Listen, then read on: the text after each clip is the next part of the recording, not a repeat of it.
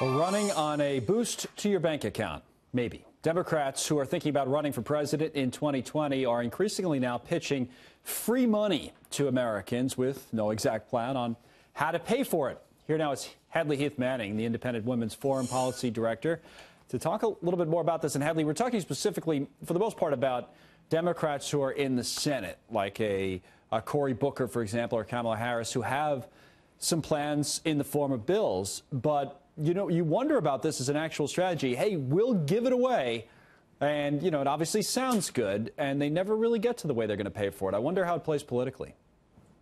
It's a time-tested strategy because I think every politician in the history of the world has run for office on this idea that they could give something to the people. Now, the real question is, of course, how this is going to work. And the irony is that Democrats would be running on a platform of increasing tax credits or allowing people to, have some form of benefit. But the, of course, signature achievement of President Trump and Republicans in the last congressional term was the Tax Cuts and Jobs Act, which actually did lower the income tax burden that most Americans face. That's a good point. So giving people back their own money is your point, as opposed to exactly giving them money the government has collected. So as an example of what we're actually talking about here, Cory Booker's a senator from New Jersey. There's all kinds of talk that he might run for president. So he has a plan that would literally give away money, giving every American a $1,000 baby bond, an interest-bearing baby bond at birth. You get it, $1,000 just for being born. So if you're a Republican, say, hypothetically running against him, I guess you obviously say, where are we getting the dough for this, right, Senator Booker?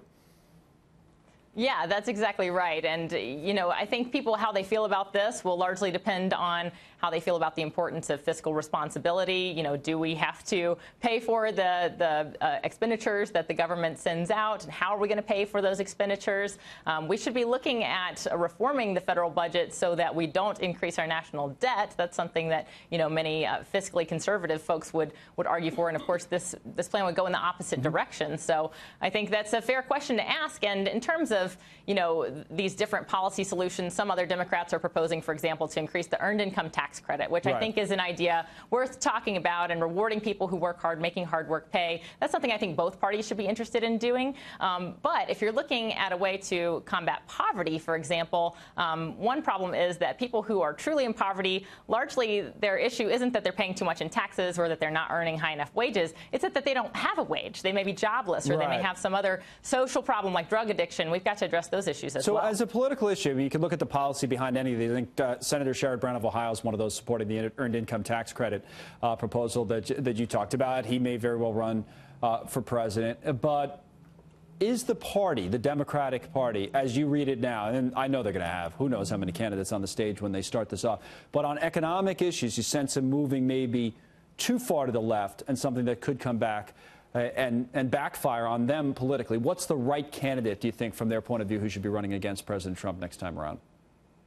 Oh, well, I think the Democrat Party itself is divided over what kind of strategy to take when it comes to running against President Trump. There are, of course, people further on the left wing of the party who say they need to create a real contrast in policy terms, offer things like universal health care, paid family leave entitlements, and so forth. And there are others in the party who say maybe we need to come closer to the middle to appeal to some of the voters who might otherwise vote for President Trump. And in this way, you've got a selection of candidates who sort of run the whole gamut. Right? Not as many in the middle, economically. Are there? I mean, maybe Joe Biden, or you could probably make that argument, but it seems like there's more energy, at least on the left.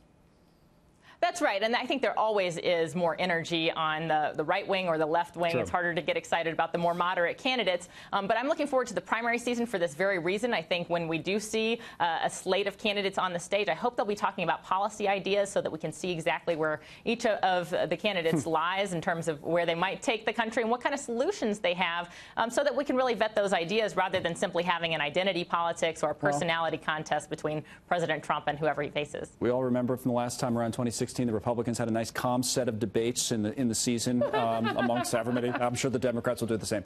Hadley, thanks for coming on. Always good to see you.